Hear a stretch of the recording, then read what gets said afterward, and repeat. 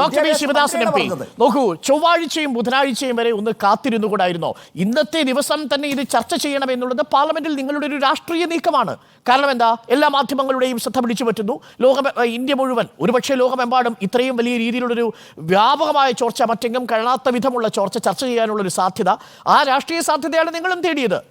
കിരൺ റിജുവും ധർമ്മേന്ദ്ര പ്രധാനും പറഞ്ഞതുപോലെ ചൊവ്വാഴ്ചയും ബുധനാഴ്ചയും നമ്മൾ ആ ചർച്ച നടത്തിയിരുന്നെങ്കിൽ ഇന്നത്തെ ദിവസം നന്ദിപ്രമേയ ചർച്ച സമാധാനമായി നടക്കുമായിരുന്നു എന്നാണ് BJP പ്രതിനിധി പറയുന്നത്. Doctor V Sivadasan. അരുൺ, BJPയുടെ പ്രതിനിധി എത്ര നിസ്സാരമായാണ് ഇത്രയും പ്രധാനപ്പെട്ട ഒരു വിഷയത്തെ നോക്കിക്കാണുന്നത് എന്നുള്ളതാണ് നമ്മളെ അത്ഭുതപ്പെടുത്തുന്നത്. ഇവിടെ കോൺഗ്രസ് മാത്രമല്ല, രാജ്യസഭയിലെയും ലോകസഭയിലെയും പ്രതിപക്ഷം ഒന്നടങ്കമാണ് അടിയന്തര പ്രമേയം ചർച്ചക്കെടുക്കണം എന്ന് ആവശ്യപ്പെട്ടത്. ഞാൻ ഉൾപ്പെടെയുള്ളവർ നോട്ടീസ് കൊടുത്തതാണ്. എന്നാൽ സ്പീക്കർ പറയുന്നു, രാജ്യസഭാ ചെയർമാൻ പറയുന്നു, നിങ്ങൾക്ക് നന്ദി പ്രമേയ ചർച്ചയുടെ കൂടെ നടത്താം. നന്ദി പ്രമേയ ചർച്ചയുടെ കൂടെ നടത്താമെന്ന് പറയാൻ, അത് ഉപദേശിക്കാൻ സ്പീക്കറോ ചെയർമാനോ അവിടെ ഇരിക്കേണ്ടുന്ന കാര്യമില്ല.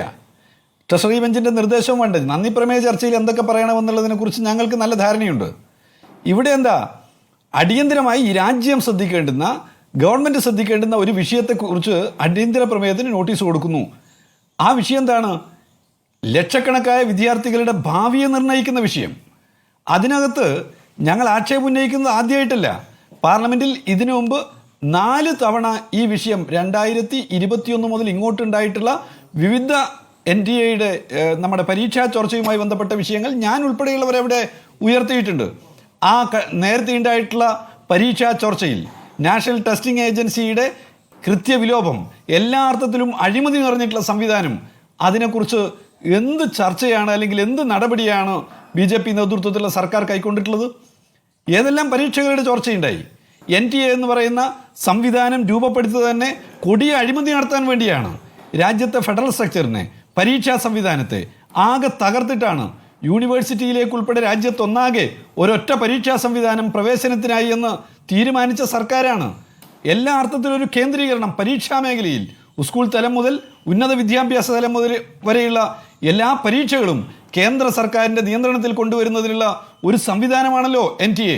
ആ NTA രൂപപ്പെടുത്തിയത് തന്നെ സംസ്ഥാനങ്ങളെ ദുർബലപ്പെടുത്താനും സർവകലാശാലകളെ ദുർബലപ്പെടുത്താനും ഉന്നത വിദ്യാഭ്യാസ മേഖലയെ ആകെ തന്നെ കേന്ദ്ര സർക്കാരിന്റെ ആദ്യമായിട്ടൊന്നുമല്ലല്ലോ, ഇത് നടാടെയല്ലല്ലോ ഇത്തരം ചോദ്യപേപ്പർ ചോർച്ച ഉണ്ടാവുന്നത്. കേരളത്തിലടക്കം ചോദ്യപേപ്പർ ചോർച്ച ഉണ്ടായിട്ടില്ലേ എന്ന് അഡ്വക്കേറ്റ് കൃഷ്ണദാസ് ചോദിക്കുന്നു.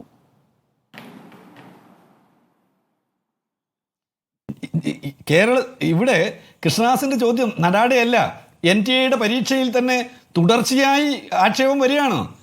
2021 മുതൽ, മാധ്യമങ്ങൾ ചർച്ച ചെയ്യുന്നുണ്ടോ ഇല്ലയോ എന്നുള്ളതല്ല വിഷയം, 2021 മുതൽ എത്രയെത്ര വാർത്തകൾ, എത്രയെത്ര ഇൻസിഡൻറ്റുകൾ വലിയ നിലയിലുണ്ടായി. എന്താണ് BJP മറുപടി പറഞ്ഞത്? തെരഞ്ഞെടുപ്പ് വേളയിൽ ഉൾപ്പെടെ ഈ വിഷയം ചർച്ചയിൽ വരാതിരിക്കുന്നതിന് വേണ്ടിയാണ് BJP ജാഗ്രത പുലർത്തിയത്. RSSൻ്റെ അതുപോലുള്ള ഇൻസ്റ്റിറ്റ്യൂട്ടുകളിൽ എങ്ങനെയാണ് ഒരു പ്രത്യേക പരിഗണന NTA പരീക്ഷയുടെ റിസൾട്ടുമായി ബന്ധപ്പെട്ട് വന്നുകൊണ്ടിരിക്കുന്നത് എന്നുള്ളതിനെ കുറിച്ച്